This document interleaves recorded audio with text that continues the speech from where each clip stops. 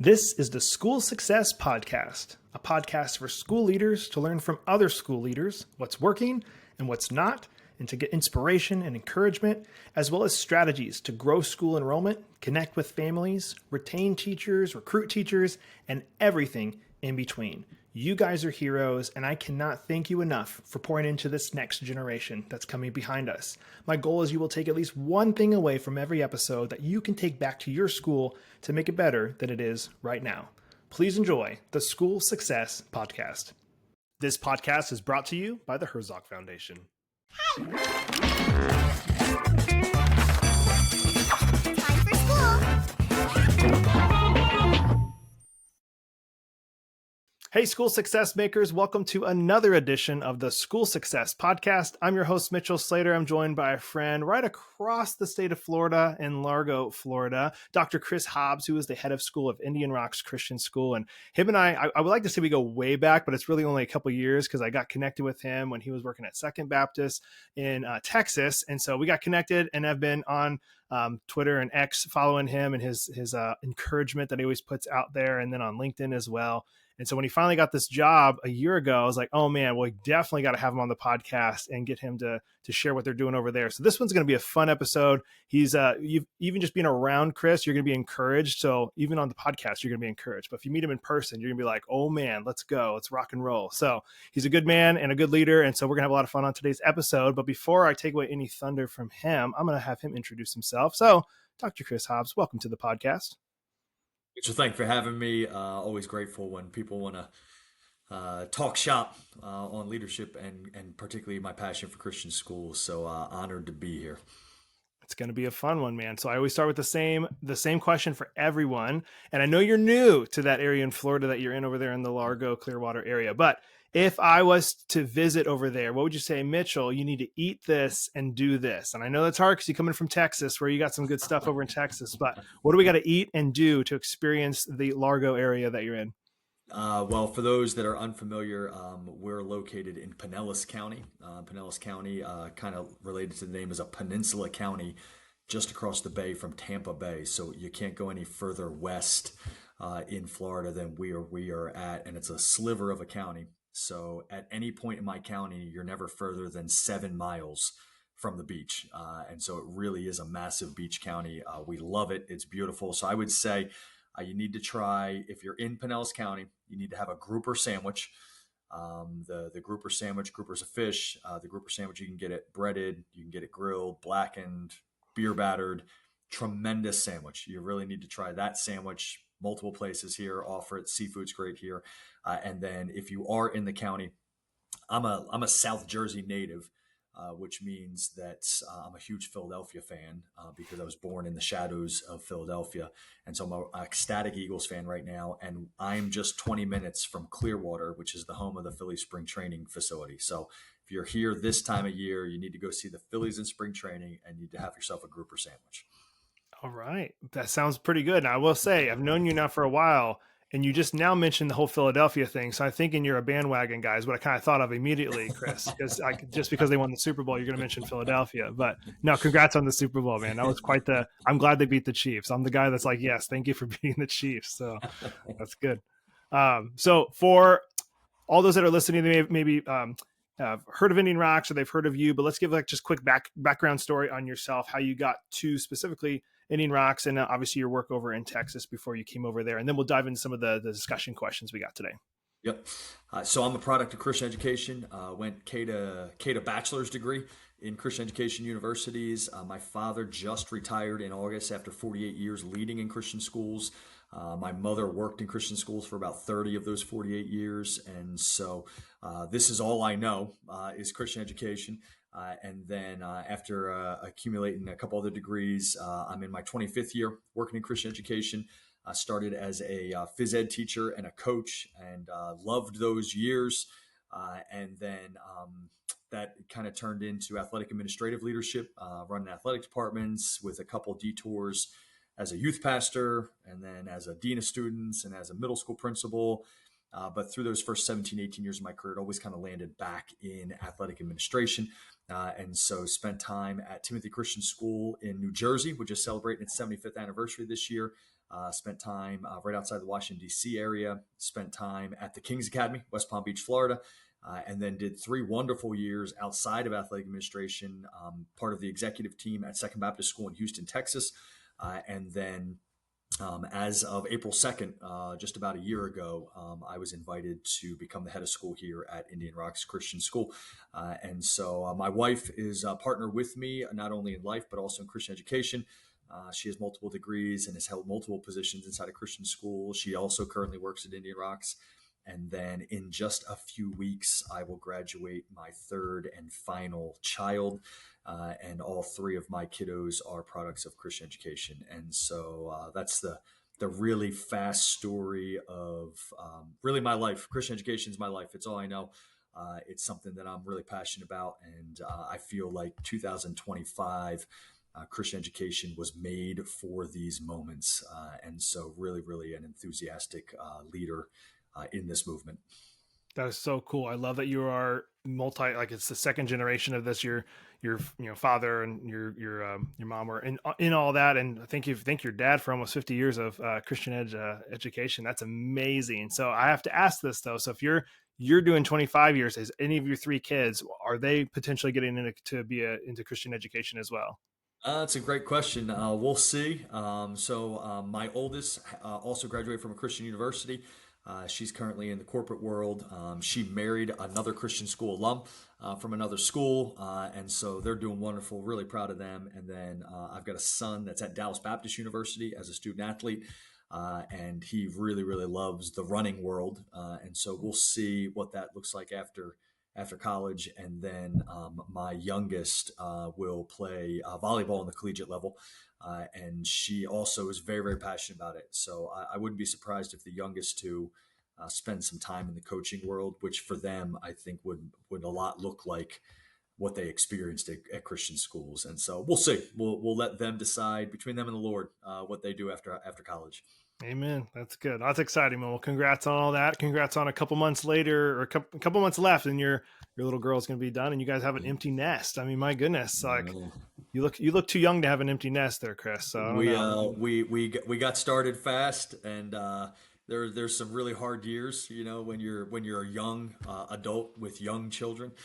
But on the backside here, I've got a ton of gas in the tank for empty nest and what the Lord has for us here at Indian Rocks. And so we just feel really grateful the season of life that we're in and that we're about to step in. So a lot to be said, that New Testament reference, no greater joy than knowing that your children walk with the Lord. And the older they get, I think the more potent that verse feels to a parent. And so we're stepping into a season of life where we're testing, like, did this all work? And I'm really proud of my kiddos. And so we're in a good season of life. That's awesome, man. Well, congrats. Well, as we jump into today's episode, we've got a couple things we want to talk back and forth on. The first one, I know you and I talked about this before we obviously had this recording. We had our pre-interview call, and we're talking about how do you communicate to your staff, or even to honestly maybe even the students too, but your staff, in a way to make people believe in what you're doing. And I feel like a lot of times schools, they do struggle with this. They go, well, this is what we want to do, and people do it, but you can tell they're not all in, they're not bought in on it. And so there's got to be some strategy, some ideas to help make that happen. So how do you want to encourage the leaders that we have listening to the podcast today on how to communicate in a way to make people believe? Yeah. So I'm a huge fan of this concept. I do think belief can be contagious. I do think leaders have more control over the fancy word would be efficacy. They have more control over the efficacy of their teams than maybe they give themselves credit for. And so because I'm a fan of the idea, I've spent a lot of time refining it, thinking on it, practicing it. Some of it probably is just in my DNA from my father and watching him lead in all my formative years. And so I would say first for leaders, you really need to take advantage of just about every opportunity you have to communicate, to pointing the hearts and minds of your professional community. So that would be your employees, pointing their hearts and minds to the existential matters of your institution, to the mission of your institution, to the core values of your institution, in the educational sphere, to the portrait of the graduate that you're trying to produce. And so before you can do that, you've got to create clarity around those things. And so I would encourage leaders, like, that is not wasted effort. Take time to create clarity around your mission, around your core values, around your portrait of a graduate. And then once you've created that clarity, now you've got to start just becoming what Patrick Lencioni would call a CRO, a chief reminding officer. And you've just got to remind and remind and remind and remind. And so I would say anytime you communicate, whether it's via, let's say, a weekly email or a monthly newsletter, or it's a faculty devotional that you regularly host, or it's a professional development meeting, you just can't, every one of those moments is such a precious moment to point their hearts and minds to these big 10,000 foot matters. And when you've got a big vision like that, all of a sudden the small work really, really makes sense. And the small work really, really matters. And so, and in that way, you start to nurture and perpetuate belief in what you're doing and why you're doing it and why the institution exists. And so never waste an opportunity to point the hearts and minds of people to those big matters, the mission, the core values, the portrait of a graduate.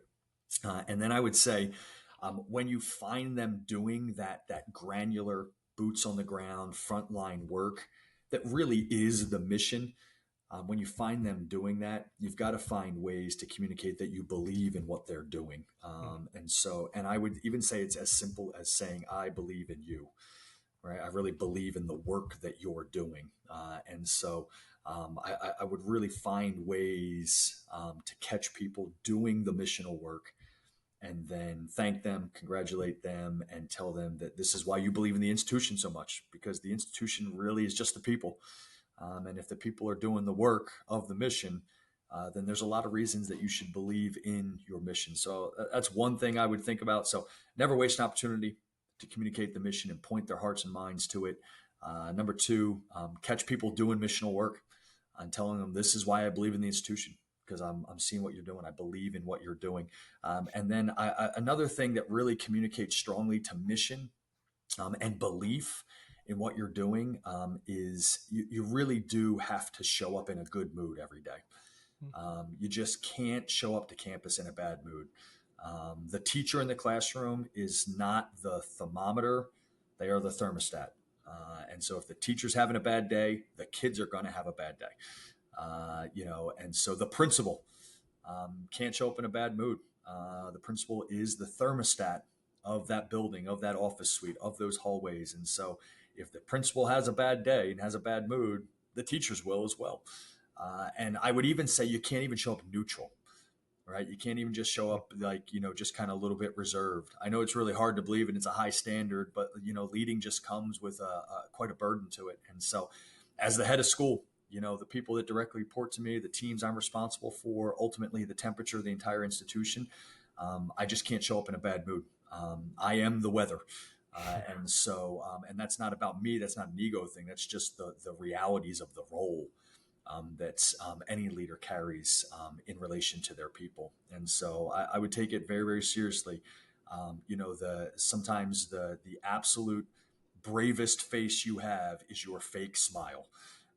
And so, I would really encourage that. And if you do that, if you take that really seriously and you're really intentional about that, you will very, very subconsciously communicate like, hey, what we're doing is so important. What we're doing has me excited. It has me in a good mood. It has me enthusiastic.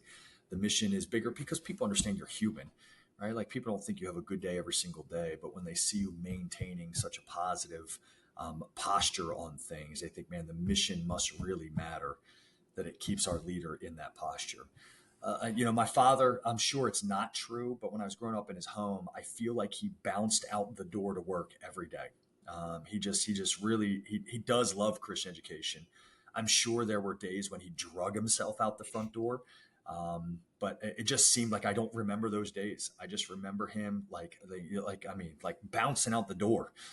Just excited to be back on the Christian education campus. And I think in some ways that had a big impact on me. And so it's probably more DNA than intentional, but there's days, when I gotta fake it till I make it, because that's what's at stake. The mission's at stake. So I could go into a lot more depth, but those are some of the ways that I think leaders can make belief in what you're doing contagious to the people around you. Hey, school success makers, Mitchell here. I just want to take a really quick break from the show to give a big, huge shout out to the Herzog Foundation. I absolutely love the Herzog Foundation. I've been friends and partners with them for a couple of years now, but we're bringing it to a whole new level. And I'm excited to share that our very own School Success podcast is now featured on the Herzog Foundation Podcast Network. The Herzog Foundation is a powerhouse of resources designed to support schools like yours, from free training events through the Herzog Foundation Institute to their incredible online news publication, The Lion, and of course, our new podcast, Home. They have everything you need to stay informed and inspired. And if you're dreaming of starting your own Christian school or co-op, don't miss their online course, Schoolbox. It's a fantastic resource to help you get started on the right foot. At School Success, we're proud to partner with the Herzog Foundation to bring you these valuable tools and insights. So visit herzogfoundation.com to explore all they have to offer. Trust me, you won't want to miss out on these amazing opportunities for growth and success. And I love all the people over there, and I know you guys will too. So please go check them out, and you won't be disappointed. Now, back to the show. And anytime I've met you, Chris, I know we met only one time in person at a conference just a couple months ago, but anytime we talk on a call or anything like that, I'm like, man, I want to be around Chris, because Chris has an attitude and an excitement that just makes you go like, whatever he's into, I'm going to be into it too. It sounds exciting. It sounds fun. And those people they're super contagious. And so I think about our pastor at our church or different people in my life, like those are the ones you want to be around. So think about, you as, yes, a school leader that's hopefully listening to this and soaking it in to go, man, like I love the thermometer thing, because that is so incredibly true. What both in business and school and at home. I know my wife mentioned this at our marriage group that we lead at our church last week. She's like, man, when Mitchell's in a good mood, the whole family is like naturally just in a good mood. But if I'm having a day where I'm super tired, I don't feel good or whatever, like the whole mood in the family like is different, because I'm just what you see is what you get. Usually with me, I'm very happy, outgoing, excited, and loud sometimes. And so that makes everybody typically, we're having fun. We're having a good time. And so I see that 100% what you're talking about. When you come into the school, you need to have that attitude that people go, man, whatever Chris is after, I want to be after it too, because he's excited. But I would love to ask about like an honest question as obviously a fellow Christian and the Christian school leader. At what point, when people go, hey, how you doing, Chris? And you're like, I'm good. But maybe you're not. Maybe you had a rough morning. You had something happen in the family and you're just not in the good mood. Like, at what point do we fake it and kind of almost, I don't know if fool ourselves is the right term for that, but at what point do you be like, you know what, today I'm having a really hard day, I'm going to try my best, but I'm just having a really bad day or something? Like how would you handle that as like Christians, where we don't want to lie to people, but we also want to make sure we're still encouraging those around us? Yeah. So, I've got a deep background in sports. And so I use a lot of sport analogies. I would say that you need to call timeout. And you need to find some space to regroup. You think about a timeout in an athletic contest, in sports that have timeouts. It's one of the reasons coaching soccer was so frustrating to me, is because there's no timeouts. Like in coaching basketball or coaching football or volleyball, some of these other sports, you call a timeout when things start to get wobbly. Things start to get shaky. You call a timeout. And you serve people up. And so I think leaders that are having one of those days, or sometimes it's one of those weeks, you've got to find different ways that you call timeout, and what do you do in those timeouts? I think really, I think you got to first of all, I think you got to get quiet. So much of hearing from the Lord in our lives is a lot like a body of water. You just can't see clearly in a body of water that's all churned up. And there's just so much noise that churns things up and makes things cloudy. And so you got to get quiet. You've got to get some time with the Lord. And sometimes it's just getting it off your chest, whatever it is. God's a big God. I think we see lots of evidences in Scripture where people like popped off, to God, and without being sacrilegious. I mean, you see it with David, you see it with Job, and so God's a big God. He can handle our frustrations. He can handle us, even at times questioning him. He can handle that, and so I would say call time out. You got to get quiet, and then you got to get with God. And then you got to have like one or two people that understand what you understand, can commiserate with you, and then can kind of kick you in the tail and say, okay, now get your attitude right and get back at it, And so I can remember this as an athlete or a coach. Like when we lost, the only people I wanted to be with are the people that understood the losing, right? So like I could commiserate with my players after a game for a long time. I could commiserate with my coaches for a long time. I could commiserate with other coaches for a long time. But I loved the parents of my players, but like they weren't there grinding day in and day out trying to produce wins, and so they didn't feel the level of disappointment of losing. You know, my wife, she's my best friend. We're high school sweethearts. The two shall become one is very a holistic statement. And I feel like we're moving into a season of life where we're more and more we're one person, but she didn't understand the losing. She watched me be miserable when I lost, right? But she couldn't commiserate with me on it. And so, in the same way, when a leader is really, really struggling, call timeout, get quiet, so the murkiness of your heart can start to clear out.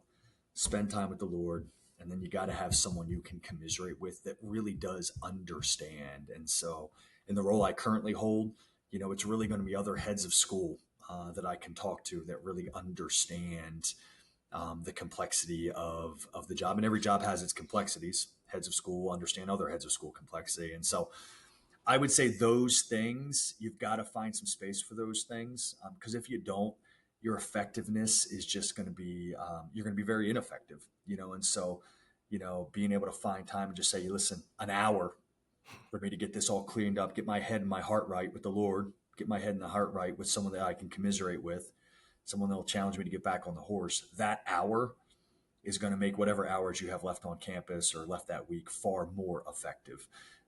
And so, got to lead yourself before you can lead others. And so That's sometimes great. you got to take the time to do that. That's good. All right, cool. Thank you on that, Chris.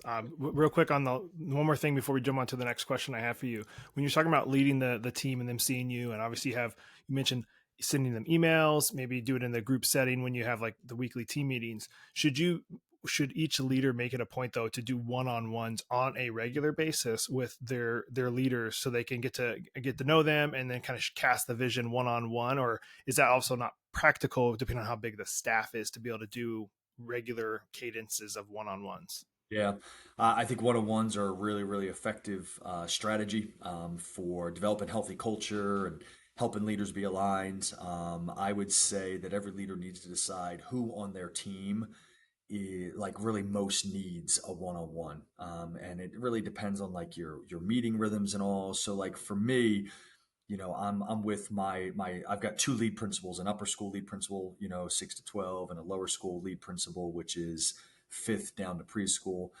I'm in so many meetings with those two leaders. I don't feel a ton of pressure. I have one-to-ones with them, even though quite honestly, they're my most influential direct reports.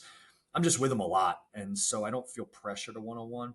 I do have some other leaders though that sometimes I feel like can get lost in the fray, even though they're my direct reports. Let's say my director of admissions. She's just outside the realm of the educational day, but the work she's doing is very, very critical. And so, like, that's an individual that I like a one-on-one is actually really, really helpful for us. I also have some folks that I'm very comfortable doing skip level stuff. And so, depending on the size of your school and the layers of leadership that you have, you may be multiple layers removed from some of your administrators. And so, I'm very comfortable skipping levels and going down and creating one-on-one scenarios with them, just because their work, in my opinion, in different seasons is uniquely potent. For example, this year we've got a school pastor. His sole job is to like be the gatekeeper and the nurturer and the shepherder of our student body with a particular focus on teenagers. And so like chapel is like his main tool and mechanism. And so he's very, very focused on chapel and what type of experience we're having there. And then follow up, and he's developed a peer ministry leadership group, helping young people understand how to formally lead their peers spiritually and all this kind of stuff. That we're in a unique season. He's brand new here. I'm brand new here. It's a brand new vision for this. And so I'm meeting with him one-on-one regularly. And so your athletic director, they have such a huge influence on the front porch of the school. And so every leader's got to decide, I would say use your one-on-ones. Every leader's got to decide, hey, who is the ROI is really, really the most highest for a one-on-one meeting. Okay, perfect. And then in all this, how do you pursue growth? Like you want to have growth, but obviously you want your staff to be pursuing growth as well. So how would you pursuing growth in all of this? Yeah. I love growth. I think it stems from my days as a student athlete. I was a huge fan of the off seasons. I was pretty obsessive about my off season work because I knew I could go into the shadows and try and get as good as I could get, and then come back into the limelight of a season and see like how much better did I get. And so from there, I think the seeds were planted for just an obsession with growth. And so for me, it is always informally. I have a very rigid reading routine. Um, a lot of what I share on social media is really just how I grow. Writing's refined thinking. And so whether it's a short tweet or it's writing an article on LinkedIn or some other platform, writing is refined thinking. It's a way to help you kind of, again, clarify what are you thinking. And so in today's day and age of digital platforms, lots of people get to watch me grow in real time. And so that's kind of just part of my growth plan is a very rigorous reading habit and then a lot of writing. And then that's informal. That's what I would call informal. It's just me. There's not a lot of submitting myself to outside standards or anything like that. It's just really on my own ambition. And then I would say every leader needs to have a very intentional, so unintentional, organic, and then a very intentional way. And so at least every other year, I engage in some form of formal training. So like in the 2024 calendar year, it was Colson Fellows. I went through the Colson Fellows program, and I think the year before that, I did the Kellogg School of Business organizational leadership certification, which was like an online platform. I'm looking at a few other fellowships for the 2025-26 school year. And so I'm always trying to keep myself both organically and intentionally involved in growth. And then for my staff and faculty here, a couple things that we do. First of all, in all my leadership meetings with administrators, we're always working through a book. And the first part of the meeting, 10 minutes, is reserved for discussion on the book. And I lead us through discussion on the book, which is really just a lot of Q&A. I ask them a ton of questions about the section that they read. Hey, what resonates with you? What do you think's most applicable to your job? Where do you see our institutions most vulnerable or sensitive to what you're reading right now? Just as a way to keep stirring their hearts and minds. I share a ton of stuff with them via text message and sending out links. This is why I love ebooks, because I send out excerpts, just very small excerpts of electronic books to them via text right from my iPad. And then we do summer readings. And then I do writings with the summer readings to help them understand how I'm synthesizing the information to our institution and to just kind of to continue to perpetuate that mindset. Don't just read it. Think about how it applies to what we're doing here day to day. And then if anyone even hints at wanting a new degree, like I grab them and drag them in the office and say, let's do it. Let's go for it. Like, what do you think about, and so that's just kind of my posture on growth in general. Hey, I just want to take a really quick break from the podcast to highlight one of our amazing partners and sponsors, ClassReach. If you're a new school administrator or founder and are struggling to keep up with all the hassles of planting a new school, like collecting tuition, communicating with parents, or handling student data, then you need ClassReach. ClassReach is the all-in-one software that helps with everything from admissions and tuition to classroom management and parent communications. Sign up for a free consultation with one of their school specialists and see how ClassReach can help your school grow today. You guys can check them out online, classreach.com. They are a kingdom-minded company, and I love their leadership team there. I've become friends with a lot of them. They truly are a great company. I support them, and I love them, and you guys will love them too. Check them out at classreach.com. Now, back to the show. That's awesome. Man, I'm glad. And I can tell that about you because, again, I've been following you online for a while, and you're always just sharing leadership advice or things you're learning. So thank you for being vulnerable and sharing and helping us get better. I feel like that has made me better because I love being around. I mean, they talk about, our pastor says this all the time, and it's so true. You're the average of your 5 closest friends. Mm-hmm. It's like, who is in your circle, who's around you, and like, who are you letting pour into you and encourage you? Because it can go one of 2 ways. Obviously, if you're following people that are super negative and not doing like building into their life and making their life better, you're more likely to probably fall into that category than if you're around people that are like, man, they're always working out, they're always doing better, they're always reading books like that. that has been the case for me jumping into like this school sector more and more and being like at conferences. And anytime I'm around these school leaders, especially like when I'm around I just got back from a classical conference at College of the Ozarks in Missouri. And I was around some people there, and they're all just, everyone's talking about books they're reading, and everyone's talking about the different arts that they're trying to do. Oh, I'm learning this instrument and I'm doing this. I'm like, man, like it makes me just like want to help, like want to be a part of that. Cause I'm like, they're all like doing more things than I'm doing. So I need to do more. So all about, yes, being around who, people who are doing more. So I love that you're leading from by example, and there's your staff can see that and be around you for that. So kudos, man. You're doing some great stuff over there. Let's see. Last thing we'll dive into here, the 3 C's. You mentioned this to me on our first call, and I absolutely loved it. So I specifically wrote it down that we could go over this. So I want you to, I was going to let you have this one. Like, what are the 3 C's, Chris? Yeah. So, anyone that works through like a terminal degree, a doctorate, I think, most people would know this, and I would say take your dissertation and really lean it in towards a passion project. I think most people did that, and so for me, I studied efficacy. I studied what can leaders do to help people believe in themselves, and so um, I just, for whatever reason, just the way God's wired me, and wonderful Christian parents that had a huge hand in it. I just have a strong sense of self-efficacy.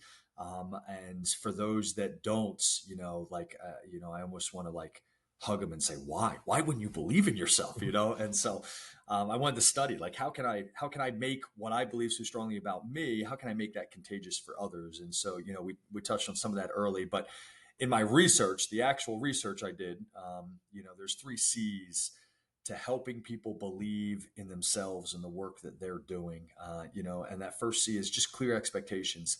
And that's a little bit where that mission talk that I opened up the podcast with really, really matters. They start to understand clearly, why are we doing this? And then, you start to get the domino effect of, okay, what are we going to do that's going to help us accomplish that? And how are we going to do that? I would encourage leaders to really, really bear the burden of communicating frequently and creating clarity. I think if you communicate frequently and you're able to create clarity for people, people will do, in most instances, amazing work. They just want someone to affirm what they're doing. They want someone to remind them why they're doing it, and they want someone to help them understand, like, what is the target. Trevin Wax, in his book, The Thrill of Orthodoxy, which probably doesn't sound like a very thrilling book, but is actually really well written, and it was a really interesting read. I would encourage any Christ follower to read it. He talks about like how important it is for us to know what we're aiming for, right? It's in our DNA to want to aim at something. The definition of sin is to miss the mark, right? And well, if that's the definition of sin, that it automatically reasons that, well, we must be aiming at something, right? If to sin is to miss the mark, then there must be an aiming in our nature.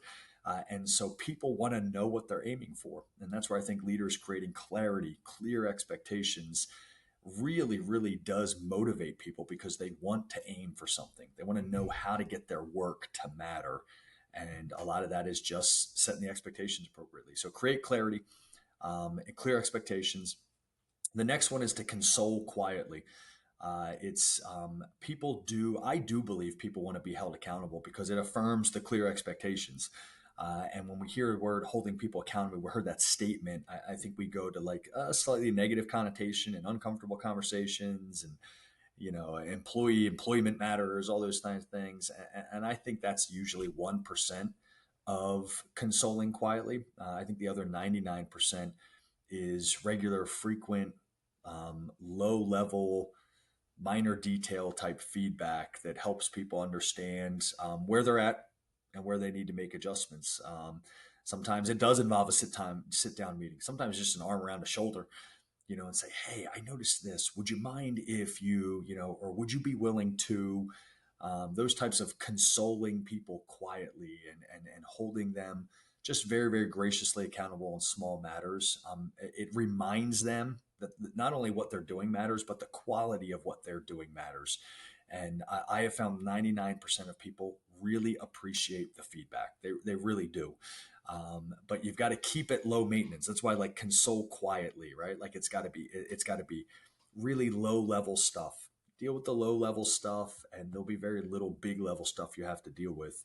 Because I think 99% of people working in Christian schools have a very positive response to those moments. And so console quietly. So clear expectations, console quietly. And then the following C is celebrate openly. I really do think that leaders are wise to be the lead celebrators of their organizations. Or if that's maybe not maybe you're not a rah rah person, right? That's that kind of how God's kind of given you the disposition of. That's totally fine. Then delegate celebration to like 2 or 3 people that work directly for you, and give them the resource they need to be really really celebratory, and so for me, like I'm the circus ringmaster type personality, right? And so I will be the one with the megaphone, celebrating folks. But there's lots of ways to celebrate people openly, and then you've got your very, very typical but also true leadership mantras. What you recognize will get repeated. What you reward gets repeated. And so I would really take that celebration seriously. Celebrating people and identify the people that I would call heart and soul people of your institution. We all have these people at our institution that just seem to have an abnormal gift from God to be faithful. And so they're very rarely in the limelight. They're very rarely in the spotlight. They're not going to be on the stage singing the solo. They're not going to be hitting the game-winning shot. They're not going to be earning the PhD, but their giftedness is in their faithfulness. And those people are often heart and soul of the institution. And when you celebrate them, I do think it's like a match to kerosene, because it allows everyone else to double down on what they're doing and to do it well. Because these people who are often in the shadows, and are often just like unbelievably gifted with very little recognition, or unbelievably faithful with very little recognition. When you give them that recognition, I think it really, really postures everyone else to do their work at a higher level. And so, those would be those 3 C's, clear expectations, console quietly, right? And keep it low level, keep it really, really low maintenance, regular feedback, small things, and then celebrate openly. And that's that word, apply that word all over your institution, but there's a unique potency in celebrating your heart and soul people who seem to be uniquely gifted at just being faithful at what they're doing.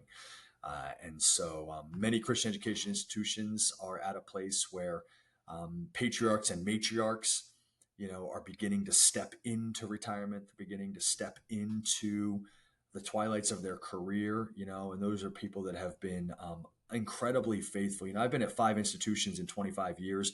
I never would have guessed that. I was raised K to 12 at the same place. My father put in long tenures at places. God just seems, his story for me and my wife has been like open doors that he kind of nudged us through. And so I have a deep respect and almost a yearning, to put in multiple decades. And so I think that's a good omen for Indian Rocks as long as they'll have me. But I just really have enormous respect and feel a very sincere responsibility to celebrate those that have been unusually faithful at their tasks, at their institutions. I love those 3 C's. I love the part of just doing the consoling the quietly, because nobody wants to be called out in front of everybody else with something they're not doing correctly. And that's both in work, school, that's at home. Like I don't want, like my wife and I are very good. Like if there's something going on, we always, obviously we're going to talk about it privately, with each other. We're not gonna be like in church, be like, I can't believe you said that last week or whatever. Cause nobody wants that. So this C's can be used, of course, across multi different areas, but then also celebrate publicly. And that goes for, again, school, but also goes for if people are, in their marriages and stuff, is like, celebrating your spouse in front of other people is a really cool thing to do too. So I love this. And I'm hoping that people will take this to heart. Cause I always say in every podcast and the outro that I do later on is like, I want people to take at least one thing away from each episode that they can take back to their school. And this would be one of those things of like, man, if you feel like you naturally are calling people out in front of people, like let's switch to doing that privately and then celebrate them publicly in the team meetings or on the social media or whatever it is for your school. So I love that. As well, I want to be respectful of your time, so I always want to end with the same question here, Chris. So if you were to share, I know this is all advice that we've been doing here, but if you were to share one final piece of advice with the school leaders listening, what would that piece of advice be? I'll give you two. Number one, read your Bible and pray every day. Be relentless in reading your Bible and praying every day. And then number two, I would ask your people all the time, hey, what do you think? It's amazing the feedback that you'll gather, and how it'll endear people to you as a leader when you make decisions. That man, like their posture is to ask us what we think. I've even gone so far as asking some of my folks, like, hey, put your head of school hat on right now, and they're like, my what? Like, put that hat on right now. If you were me, what would you do? Those are just really fun conversations, and I think it allows you to harvest up some really, really authentic feedback. And so, read your Bible, pray every day, ask people, what do you think? Love it. Well, Chris, I've loved this time together. I love what you're doing. Obviously, I just want to say a big thank you for all your years in Christian education and all the future years in Christian education. I appreciate you and your friendship and all the things you're doing to help this next generation. So big fan of yours, wishing you nothing but the best as you continue to kick butt for Jesus over there in Indian Rocks. All right. Awesome. Mitchell, thank you for having me, man. Well, another huge shout out and a thank you to Chris for taking time and being on the podcast today. I love what he's doing over there at Indian Rocks, and I'm wishing him and his school nothing but the best as they continue to grow and educate the next generation that's coming behind us. And as always, I'm hoping you guys are able to take at least one thing away from today's episode that you can take back to your school or for yourself to make yourself better or your school better than they are right now. And before you guys go, 3 free resources I want to make sure you guys are aware of and are taking advantage of. First one is, of course, what you're listening to right now, the School Success Podcast. We are dropping episodes every single Monday, so make sure you're subscribed and tuning in to getting those episodes every single week. And then on our website, schoolsuccessmakers.com, in the top right-hand corner, there is a button called the School Success Report. If you click on that, we send out an email every single week with some different articles our team has put together to help you, an educator, be better and more successful. So you want to make sure you're getting that in your inbox every single week. And last but not least, on our Facebook page, School Success Makers. It's a private group you can join and be a part of with other educators all over the country and some internationally as well. Ask questions, get to know other educators, know that you're not alone in this area of education, of course, that you're in. There's people who love you, appreciate you, and want you to succeed. And that's why you should be a part of the School Success Makers community. So go over there and join. I'm personally in there. Would love to see you in there as well. And I think that's it, guys. We're going to be back here next week with another awesome guest as usual on the School Success Podcast. We'll see you then. The views and opinions expressed in this program are those of the speakers and do not necessarily reflect the views or positions of the Herzog Foundation.